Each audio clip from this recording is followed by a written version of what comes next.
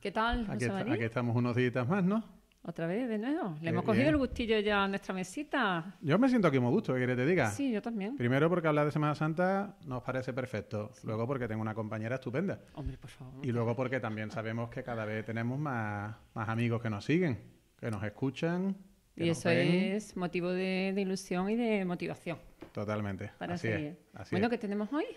Pues tenemos muchas ganas de charlar, de contar cosas interesantes y lo primero, bueno, pues estamos en pleno periodo ya de gloria eucarístico y vamos a disfrutarlo porque no paramos en esta no solo ciudad. teníamos necesidad de recuperar la Semana Santa, teníamos muchas ganas de recuperar muchísimas tradiciones vinculadas a nuestras hermandades que no se limitan exclusivamente a los días de Semana Santa. Correcto. Y que hacen una primavera y un inicio de verano Claro. precioso. Tenemos también las hermandades del Rocío en esta fecha, vamos, lo tenemos todo, esto es pletórico. Es una eclosión. Claro, y además que es que estas procesiones, las hermandades de gloria, que por cierto no se le debe decir cofradía, creo que casi nadie lo dice, pero son hermandades de gloria, procesiones, permiten verlas con mucha más comodidad, porque, en fin, siempre suelen ser con menos integrantes, se pasa por los distintos barrios, por la feligresía, te tomas una cervecita, en fin. Es todo más relajado. Lo acompañas con unos caracoles, perfecto. Así que hoy nuestro programa mucho calor ya está haciendo, ¿no? Mucho calor, Imagínate debajo del paso también lo que tiene que ser. Prefiero no imaginármelo. Pues entonces nada, pues mucho calor para ver procesiones. Exacto, así es. Bueno, pues nada, creo que nos vamos a meter hoy un poquito en terreno artístico. Así es. ¿Te parece bien? Sí. Que hablemos, pues estamos acostumbrados a ver en Semana Santa, incluso las procesiones de gloria que has comentado, pues todo el repertorio, el catálogo que tenemos de imágenes extraordinarias, pues vamos a hurgar un poquito en el origen de esa escuela de escultura, ¿no? Sí, porque muchas veces tendemos a quedarnos con lo más inmediato que conocemos y tal vez no conozcamos la evolución, el origen, por qué determinadas imágenes se muestran como son, por qué tienen estos aditamentos, estos atributos, por qué no los tienen. Así que me parece una idea magnífica. Pues vamos a hacer un viaje en el tiempo, ¿te parece? Venga, pues arrancamos el DeLorean. Vamos a arrancarlo. Venga, que no nos cuesta nada la gasolina. No, esta vez no, porque en el mundo real es bastante cara, pero aquí no. Bueno, pues vamos a irnos al último tercio del siglo XVI. Tenemos que pensar ya estamos allí. Ya estamos allí. Bueno, pues hemos llegado a una Sevilla que es un emporio comercial. Totalmente. La metrópoli del comercio con las Indias. Y esto pues atrae... la puerta al nuevo mundo. Exactamente, ¿no? De aquí partían y llegaba toda la riqueza de América. Esa casa de contratación, que buen monopolio nos dio. Exactamente, hasta que se la llevaron a Cádiz. Eso es. Fue el centro neurálgico de la economía en todo el Imperio Español, ¿no? Sí. Bueno, pues era la llamada... Llegó a ser la ciudad más importante de Europa en su momento, claro. Exacto. Y tanto. Pues era la llamada para artistas de toda Europa, ¿no? Y claro. llegan atraídos por la riqueza de la ciudad. Y será una primera influencia importante en el origen de la Escuela Sevillana de Escultura. Y se me ocurre así a bote pronto, pues figuras como Lorenzo de Mercadante, claro. que trabaja en la catedral, o el propio Roque Valduque. Sí. Bueno, ese nombre es el castellanizado. Exacto, sí, porque aquí nos gusta a nosotros mucho... Nos costaba un poquito pronunciar el nombre flamenco. Y a nosotros nos gusta mucho rebautizar a todo el que llega aquí. Pues Roque Valduque, ¿no? Que se convierte es llamado por el profesor Hernández Díaz el imaginero de la Madre de Dios. Correcto. Porque instaura con un modelo iconográfico de Virgen Madre que repetirá en Todos los Santos, la Virgen de Todos los Santos, la Virgen del Amparo. Sí, son dos de las procesiones de gloria más señeras y más importantes que no corresponden a este periodo, sino a finales de año y que también da gusto visitarlas y verlas, ¿no? Exacto, pues son figuras referenciales Totalmente. de esta escuela de escultura. Después también otra influencia que será fundamental para la configuración de la Escuela Sevillana de Escultura será la llegada de artistas castellanos.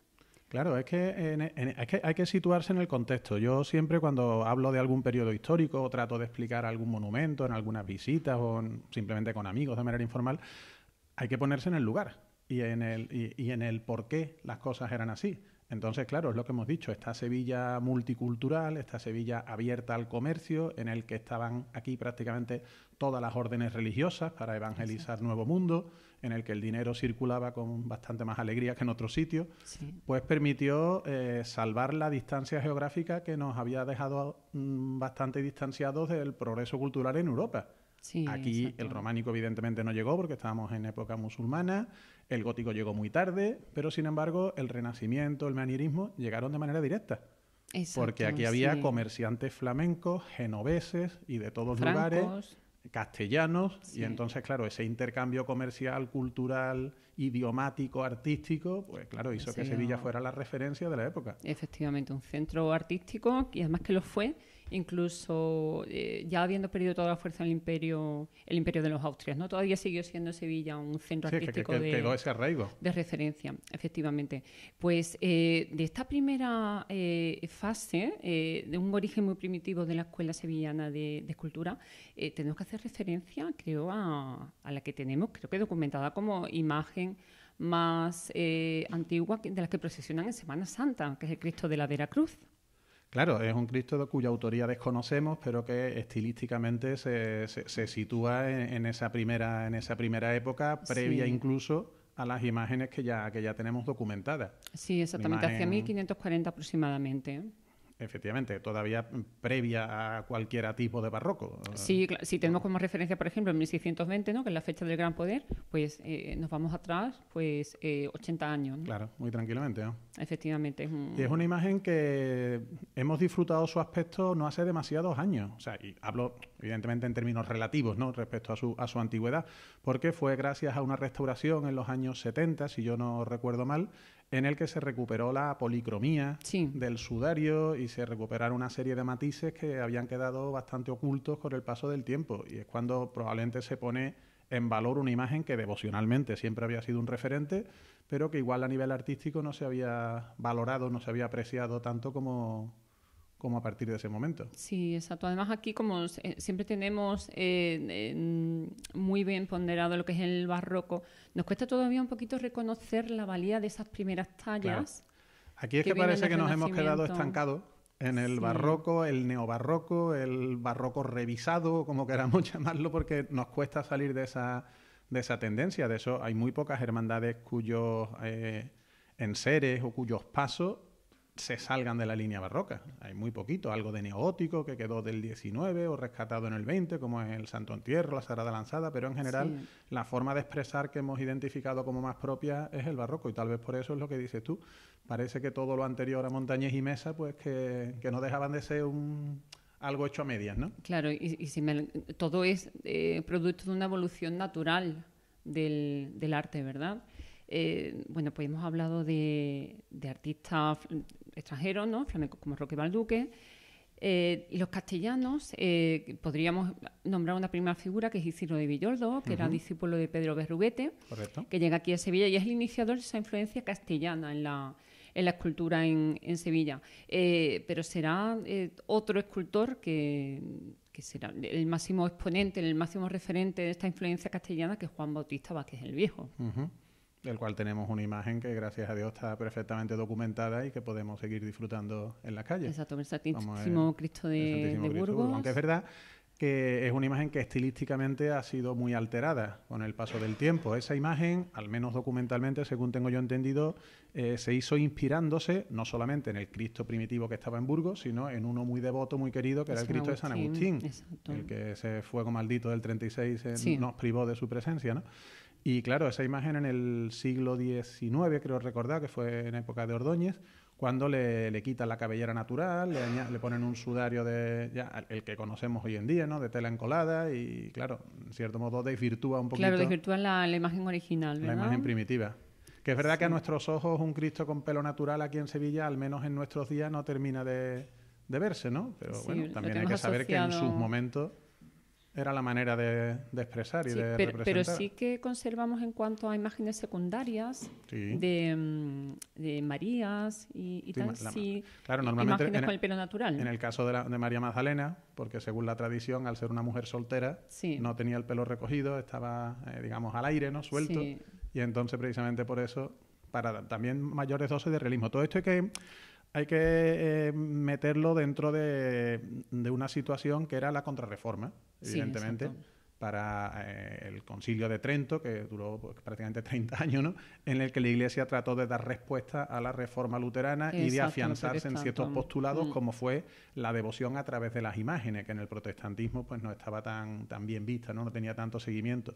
Entonces, claro, las imágenes se hacen para catequizar, para evangelizar. Y por eso se acuden a recursos tan sencillos como que los buenos son guapos y los malos son feos, unos son más grandes que otros. Debemos entender que el mensaje principal o el objetivo principal es acercar el mensaje al pueblo, y un pueblo que, por norma general, es un pueblo iletrado, efectivamente. Claro. Entonces hay que crear pues unos mensajes sencillos, básicos, fáciles de entender por el pueblo. Y respecto a las imágenes de altar, que también por supuesto se siguen prodigando y se siguen representando porque hay una demanda hacia ellas, la imagen procesional gana muchísimo terreno, porque la imagen procesional lleva el mensaje a la calle, sale al encuentro del pueblo, con lo cual es mucho más impactante y ya entra en la mentalidad barroca y le metemos ese movimiento, esa naturalidad, ese realismo, imágenes que se visten, imágenes que llevan pelo natural para que incluso con el viento se note pues como si fuera alguien de la calle, ¿no? Sí, exactamente, le dan lo que tú dices, el realismo, ¿no? Y me imagino que tendría que ser como muy impresionable, ¿no? El pueblo tiene que ser muy impresionable con esas imágenes, ¿no? Sería muy fácil de llamar a la devoción. Claro, date cuenta que la gente, siendo muy letrada, también podía asimilarse a muy infantil en sus postulados y en sus formas de comprender las cosas. Y entonces los mensajes tenían que ser claros, directos, sencillos, inequívocos, ¿no? Y era la teatralidad. Sí. El barroco para eso era el vehículo probablemente más útil y más práctico, ¿no? Sí, lo era. Pues de Juan Bautista Vázquez el Viejo tenemos que irnos a otra figura fundamental también en este origen de la Escuela Sevillana de Escultura, que es Jerónimo Hernández. Jerónimo Hernández. Estamos todavía en el 16. Sí, exactamente. Estamos en el 16 todavía. Antes de llegar al siglo XVII, no que será el gran siglo de eclosión. Exacto, pero me parece muy interesante ahondar en este último tercio del siglo XVI, porque es el origen, es lo que sientan los pilares, las bases, ¿no? Sí, algunos ya son prácticamente protobarrocos, ¿no? Efectivamente, sí. Pues Jerónimo Hernández en la Magdalena se guardan dos imágenes que son de una factura extraordinaria, que es el Niño Jesús de la Cofradía del Dulce Nombre de Jesús, que se fusionaría con la Hermandad de la Quinta Angustia. Sí, bueno, y que llegó a salir en Semana Santa en su día. Efectivamente. En el templete que hoy lo vemos en el Corpus de la Magdalena. Exactamente, eso es. Y otra imagen que se conserva en la Magdalena es un crucificado en 1582. Es importante la fecha, que sigue el modelo del Cristo resucitado de la iglesia de Santa María sopra Minerva de Roma, de Miguel Ángel. Resucitado entonces. Exactamente. Creo, me ha parecido entender crucificado. Sí, pues no. Eso es el exactamente, sí. Es resucitado. Que es también de la Hermandad de la Quinta Angustia, es titular. Si exactamente, que se inspira en el resucitado de Santa María sopra Minerva de Miguel Ángel. Que estamos hablando que estamos de Renacimiento, pero en la etapa manierista. Efectivamente. Que es ya el eslabón que nos va anunciando, oye, que va a llegar el barroco, pero todavía no es barroco. A mí me parece una etapa artística fascinante. Pensando que también Sevilla tenía una gran presencia italiana, genovesa fundamentalmente en aquella época, el primer tramo de la avenida se llamaba hasta hace 2 días la calle Génova, precisamente por eso eran los banqueros que hacían circular el dinero por la ciudad, pues la influencia artística italiana estuvo muy presente. De hecho, otro autor de esta época, como es Marcos Cabrera, del cual sabemos el Cristo de la Aspiración del museo, siempre se ha tenido la tesis de que esa forma serpentinata,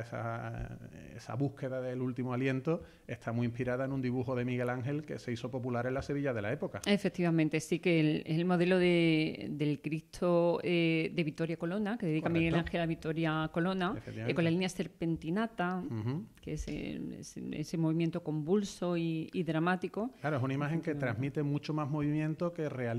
De hecho, las propias manos, los pies, la expresión de la cara no es perfecta, no está delimitada al máximo, porque lo que se buscaba era esa imagen de conjunto de movimiento que no tanto el realismo, el naturalismo, como el impacto. Claro, el realismo lo trae de la mano un tal Martínez Montañella poquito tiempo después. Y ya dijo, ahí dejo el listón, a ver quién lo supera. Así será, pero me parece maravilloso. A mí me fascina ver las evoluciones del Santísimo Cristo de la Veracruz, el Cristo de Burgos, el Cristo de la Expiración. Vamos viendo cómo va cambiando estilísticamente la imagen Claro. del crucificado, y ahí vemos, ¿no?, el paso de las décadas y cómo va evolucionando. Y ya lo siguiente que tenemos es Estilísticamente. Andrés Docampo, probablemente, Exacto, sí, con el Cristo de la Fundación. que este año además están de efeméride. Sí, bueno, 400 400 4 años. siglos. Que se dice bien pronto. Y todavía me La sigue, primitiva hermandad de los negros. me sigue impactando Puede que mucho. una de las, vamos, puede que la más antigua de Sevilla, porque sobre eso siempre ha habido, digamos que controversia, ¿no? De Sí, cuál es la más antigua. sí, Yo cuál creo es que eso más al fin y al cabo antigua. tampoco importa mucho, pero desde luego la de los negritos es una de las que más, si no la que más. Efectivamente. Por cierto que para la efeméride de este Cristo, maravilloso el cartel que sacaron, ¿eh? Exacto. Sí, sí, Representando muy... La los Sevilla... caños de Carmona, la puerta de la ciudad, Sí, ha el sido primitivo cortejo. como un viaje, sí, que ha sido un Totalmente, viaje también a la totalmente un viaje. Sevilla. Un viaje en el tiempo. Maravilloso, muy bonito. Pues ya terminamos el siglo XVI y nos meteríamos en el siglo XVII, En el llamado de oro de la imaginería sevillana. el siglo de oro de la imaginería sevillana, pero yo creo que ahí ya tenemos que dejarlo para otra entrega. Sí, José sí, María. vamos a dejarlo ahí porque, como se suele decir, Vamos a quedarnos con las creamos apetito, pinceladitas. creamos un poquito Exactamente. de curiosidad. Nos tenemos que quedar Y ahí lo dejamos. con estos orígenes, pues con la influencia de los artistas extranjeros, los castellanos, esas figuras principales, Roque Balduque, Juan Bautista Vázquez el Viejo, Jerónimo Hernández, el Sí. Cristo de la Expiración como imagen Ujú. principalísima del manierismo, ¿no? Que el manierismo que está en la base del origen de la escuela Sí, sevillana de la manierismo, que es un escultura. estilo que históricamente ha sido muy desprestigiado. Se ha considerado como un renacimiento tardío en Sí, el eran que los ya raritos. las proporciones se perdían. Sí, eran los raritos, Los efectivamente, raritos, ¿no? sí, sí. Quiero pintar como Tiziano y como Da Vinci, pero como soy tintoretto hago cosas raras, ¿no? Que se Sí, sí, salían del orden marcado, ¿no? Claro, ellos ya, su forma de expresión no estaba satisfecha con los cánones anteriores, entonces eso es la famosa ley del péndulo, ¿no? Que toda la vida la ha habido, ¿no? Sí. Lo que hoy en día nos parece precioso, pues dentro de 20 años nos vemos y decimos, Dios mío, ¿cómo salía yo con esas pintas? ¿Cómo llevaba esas ropas? Porque las modas van En la evolución. pendularmente y en el arte no deja de ser así. Exacto. De hecho, cuando aquí estamos ya en los estertores del barroco, los neoclásicos dicen que valiente disparate, tanta carga de Bueno, y de hecho- ornamental. Y de hecho se cargan el retablo del sagrario. Claro, efectivamente. No, lo desmembran, básicamente. ¿no? Completamente. Sí, Es bueno, así, pues me parece que vamos a dejar aquí la Escuela de Imaginería de Sevilla para en otra entrega meternos en el siglo XVII. Y dime qué traemos ahora para completar. Creo que imágenes... Sí, hablando también de las imágenes, es curioso porque, claro, la Semana Santa, al ser un fenómeno de tantísimos siglos, de tantísimos años, pues ha supuesto el auge y el declive de determinadas hermandades. Otras se han mantenido y las que fueron principales en su día, pues muchas de ellas han ido desapareciendo. Y es muy curioso que determinadas imágenes que hoy podemos ver, pues fueron titulares de otras hermandades que hoy en día ya no están en vigor, podríamos decir, y que en su momento pues aglutinaron una gran devoción. Y curiosamente algunas de ellas están hoy en otras hermandades de más reciente fundación. Pero que tampoco vamos a descubrir nada nuevo, casi todo el mundo ya lo va a saber de lo que veníamos hablando. Pero bueno, por ejemplo, la Hermandad de la Candelaria, que ha estado celebrando sus 100 años de existencia hace realmente muy poquito, Este invierno, esta Navidad. pues la imagen del Señor es muy anterior.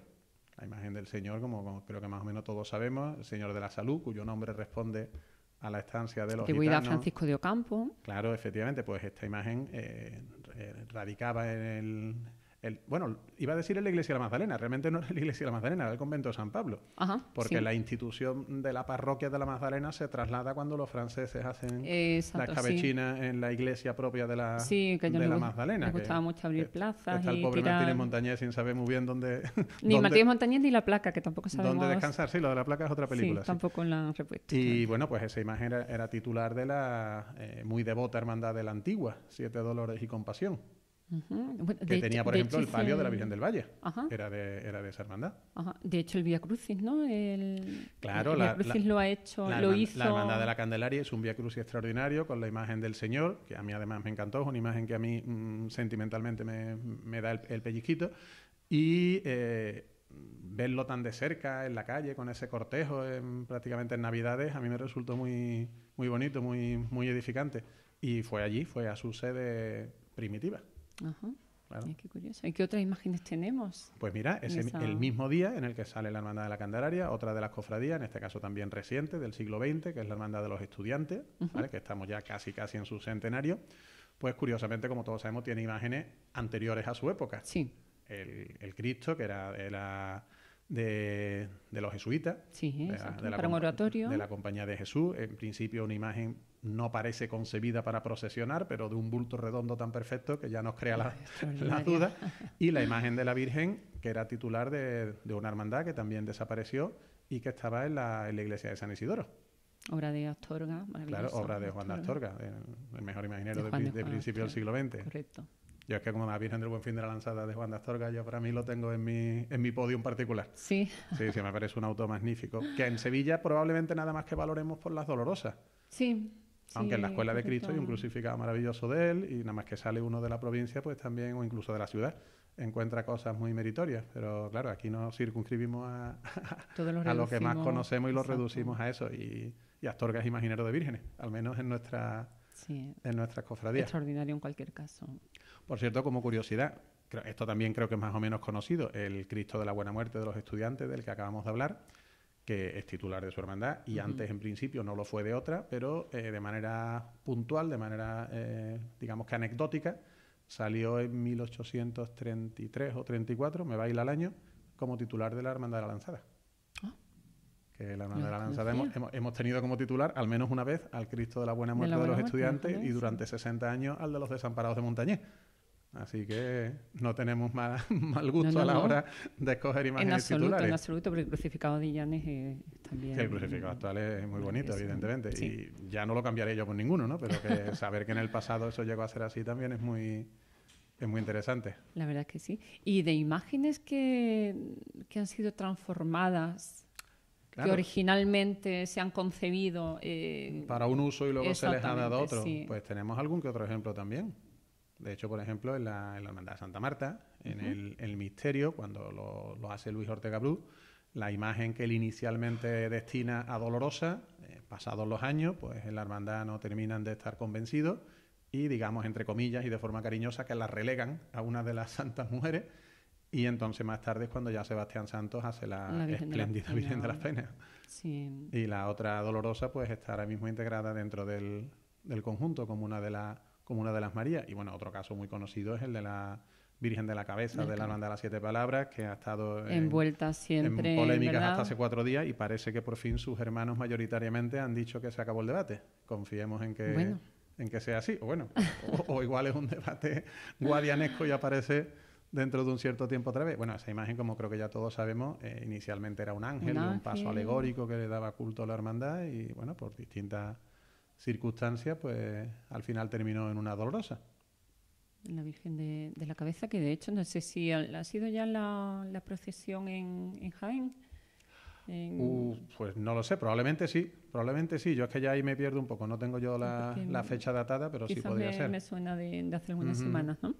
Ahí está. Pues me parece con el techo de palio de Gloria a los héroes del santuario que tenía la Virgen de la Cabeza. Sí, exacto. Sí, correcto. Muy característico. Exacto, pues me parece muy, muy curioso. En cuanto a la Virgen de las Penas que hemos comentado, el Luis Ortega Bru, que tuvo que asumir un poquito ese... No sé si él concibió el misterio entero de Santa Marta. ¿Cómo le sentaría a él que le incluyeran las imágenes de Sebastián Santos? No estuvimos allí, con lo cual no lo sabemos de primera mano, únicamente podemos teorizar sobre el tema. Supongo que mucha gracia no le haría, porque claro, cuando a un artista le dan el conjunto de una obra y luego le empiezan a retocar figuras, pues pero vamos. Sin embargo, queda un conjunto armónico, aun siendo de dos escultores que estilísticamente son dispares. Sí, son muy distintos, pero son conciliables. Exacto. En el discurso del paso compatibles. Los veo yo muy compatibles. Creo que hacen un equilibrio, ¿no? Que está muy bien compensado. Y además escenográficamente resulta un misterio. Sí, bueno, de ese es un tema que también creo que hablemos cuando tengamos ocasión, de cómo han ido evolucionando las escenografías de los pasos de misterio, porque realmente es interesante analizarlo. Es muy interesante. cómo han ido cambiando los gustos a lo largo de las épocas, cómo en cierto modo se ha podido sacrificar incluso la visión de la imagen para darle realismo al conjunto, y en otros momentos lo principal era que se viera la imagen, aunque las demás estuvieran en fila como si fuera la cola del pan. Entonces, bueno, son distintas cuestiones que... Todo muy estudiado, porque lo vemos todo siempre con una forma tan cotidiana y no andamos en saber por qué y de qué forma nos llegan las imágenes. Claro, es que para interpretar una obra de arte hay que saber los gustos de la época, la personalidad del artista, las influencias que pudiera llegar a tener o las presiones en ciertos sentidos que podían coartar su creatividad. Y entonces, claro, en las composiciones de los pasos de misterio han pesado distintos factores, distintos ponderables a lo largo efectivamente, a lo largo el contexto del tiempo. Histórico. Así es, o igual que la predilección por túnicas bordadas o lisas, o Sí. cuando Castillo hacía los conjuntos con las telas encoladas y luego al cabo de los años en casi todas le pusieron ropas de vestir para dar mayor realismo a los pasos en movimiento. Bueno, por suerte en San Benito y en la Iniesta se quedaron como estaban, ¿no? Todavía. Así es, pero bueno, ya está, son épocas, son gustos y lo que hoy nos parece bonito, dentro de X tiempo, pues tal vez sea mejorable a los ojos de la gente de aquella generación. Y como la Semana Santa es viva y es un fenómeno que está en permanente evolución, pues eso nos permite seguirla disfrutando y no quedarnos anclados en el pasado.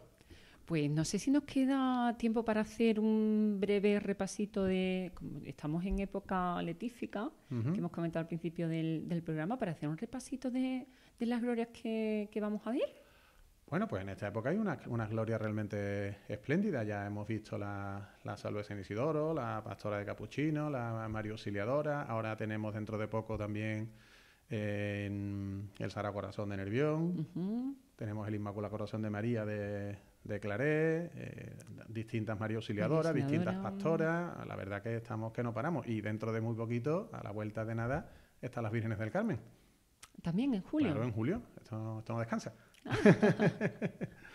Que por cierto, he creído leer que había algún problemita con el tema de la subvención, que no le llegaban las Hermanas de Gloria y alguna había pensado quizás que tendría que anular la salida procesional. Esperemos que no llegue la sangre al río y que se solucionen estos temas, porque los temas crematísticos no son agradables, pero sin ellos las hermandades, pues algunas no pueden subsistir, que tienen unos medios muy limitados. Bueno, pues esperemos que se resuelva, poder verlas en la calle con esos muy caracolitos en las paradas estratégicas. Bien, cuando hace mucho calor. Cuando hace mucho calor, exacto. Muy bien.